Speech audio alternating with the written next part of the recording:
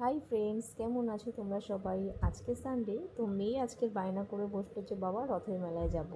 কালকে থেকে তোমারও অফিস শুরু আর আমারও স্কুল শুরু, তো আজকে আমাকে রথের মেলায় নিয়ে চলো তুমি আর মা মিলে।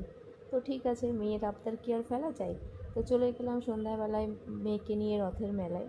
তো মেলায় গিয়ে যেটা দেখলাম, প্রচণ্ড ভিড় ছিল। যেহেতু রবিবার, সবারই ছুটি বলতে গেলে প্রচণ্ড ভিড়, কিন্তু ভিড়ের মধ্যেও খুব ভালো এনজয় করেছি।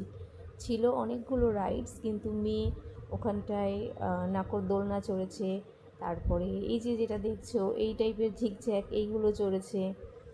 আর নাগরদোলনা জিনিসটা ভীষণ ভয় করে, কিন্তু আমার মেয়ের মধ্যে কোনো ভয়ভ্রান্তি নেই।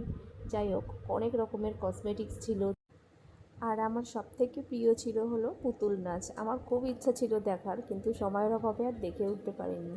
মেলাটা কিন্তু তোমরাও এনজয় করতে পারো, একবার গিয়ে ঘুরে আসতে পারো রথতলা রথের মেলাতে, খুব আনন্দ করবে।